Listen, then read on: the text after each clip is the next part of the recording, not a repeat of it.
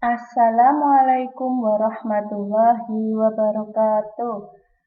Selamat pagi anak-anak, berjumpa lagi dengan saya, Bu Heni.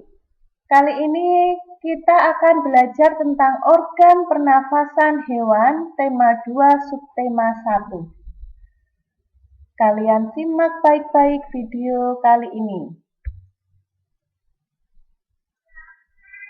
Nah, anak-anak, apa saja yang akan kita bahas? Pernafasan pada hewan meliputi burung, reptil, amfibi, ikan, cacing, mamalia, dan serangga. Nah, sebelum kita bahas tentang pernafasan pada hewan, kita perlu tahu dulu apa itu bernafas. Bernafas adalah proses menghirup dan mengeluarkan udara. Menghirup, memasukkan udara ke dalam tubuh. Kira-kira apa yang kita hirup? Oksigen. Betul anak-anak. Terus apa yang kita keluarkan? Karbon dioksida. Jadi, bernafas adalah proses menghirup dan proses menghirup oksigen dan mengeluarkan karbon dioksida. Nah, yang pertama, di sini ada burung. Kalian lihat gambar burung ini ya anak-anak. Ini ada paru-paru di sini. Ini ada lubang hidung, trakea, ini ada pundi-pundi udara. Di dalam burung itu mempunyai dua alat pernafasan. Yang pertama, paru-paru. Pada saat burung terbang, burung bernafas dengan pundi-pundi udara. Jadi, pundi-pundi udara di dalam burung ini mempunyai beberapa fungsi. Apa saja fungsinya? Yang pertama, menyimpan udara saat burung terbang. Memperkecil berat jenis burung ketika terbang. Mencegah hilangnya panas tubuh yang berlebihan. Alat pernafasan saat burung terbang. Memperbesar siring atau sumber suara. Jadi itu fungsi pundi-pundi udara pada burung. Nah, yang kedua reptil. Ini bagian-bagian alat pernafasannya. Di sini ada paru-paru. Sini paru-paru. Ini trakea. Ini lubang hidung. Ini tulang rusuk. Kemudian ini glotis.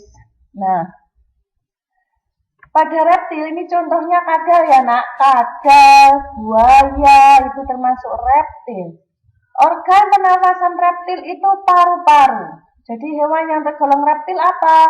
Ular, buaya, kadal, cecak, biawak, dan lain sebagainya. Kemudian yang ketiga amfibi. Amfibi itu adalah hewan yang bisa hidup di dua alam, yaitu darat dan air. Di sini kita contohkan katak. Katak itu melakukan metamorfosis. Jadi metamorfosis katak itu telur menjadi berudu berekor atau kecebong, katak muda dan katak dewasa. Jadi alat pernafasan pada katak itu juga berbeda-beda. Di sini kalau katak ini bagian-bagiannya ini ada mulut, kerongkongan, lambung, usus, atau kantong empedu pankreas.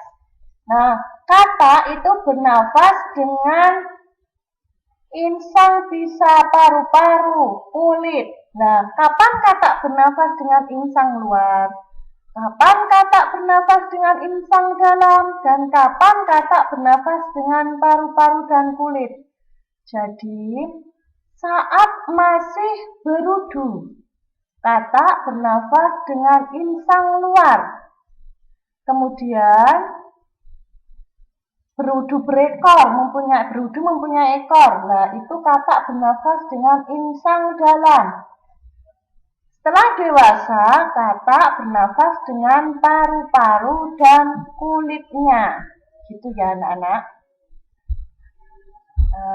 Mengapa kulit katak selalu basah? Kalau kalian lihat, itu kalian nemui katak, itu kalian lihat kulitnya itu selalu kelihatan basah. Mengapa? Karena Katak bernafas dengan kulit dan melalui kulitnya yang basah itu katak mengikat oksigen. Jadi kulit katak selalu basah itu karena pernafasan katak itu juga dengan kulit, dan kulit katak yang basah itu digunakan untuk mengikat oksigen. Nah, yang keempat, ikan.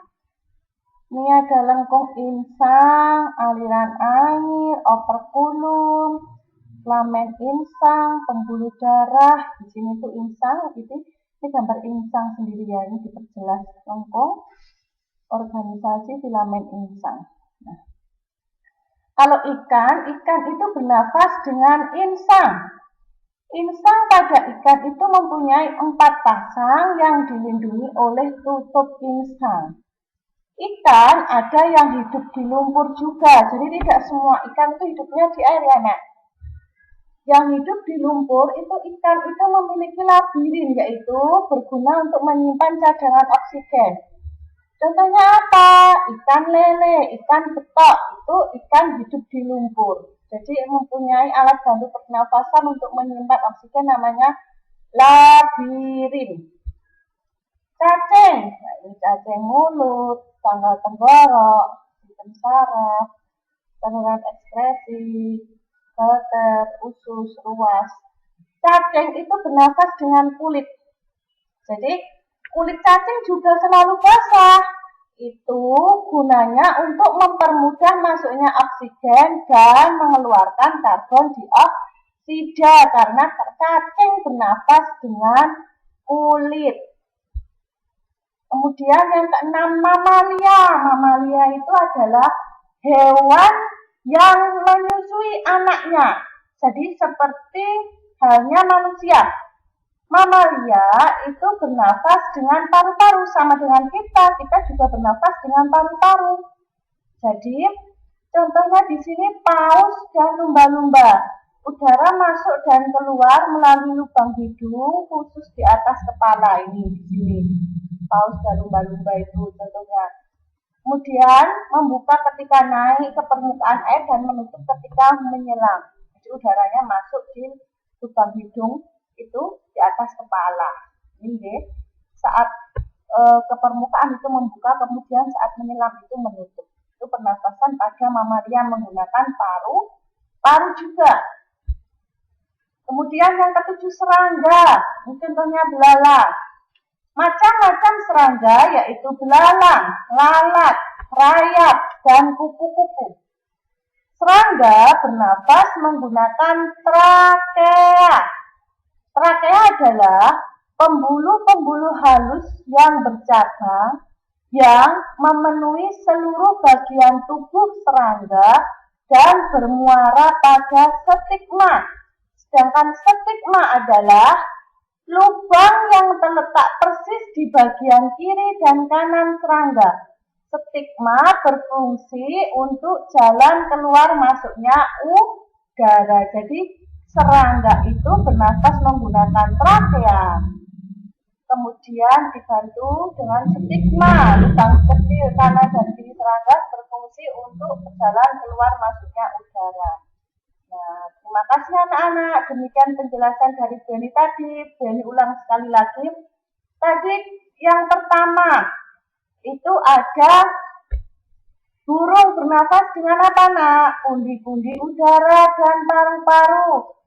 Ikan atau apes bernafas dengan insang. 4 macam insang kalau hidup di lumpur mempunyai labirin. Kemudian ada serangga bernafas dengan trakea, kemudian mempunyai stigma untuk jalan keluar masuknya udara.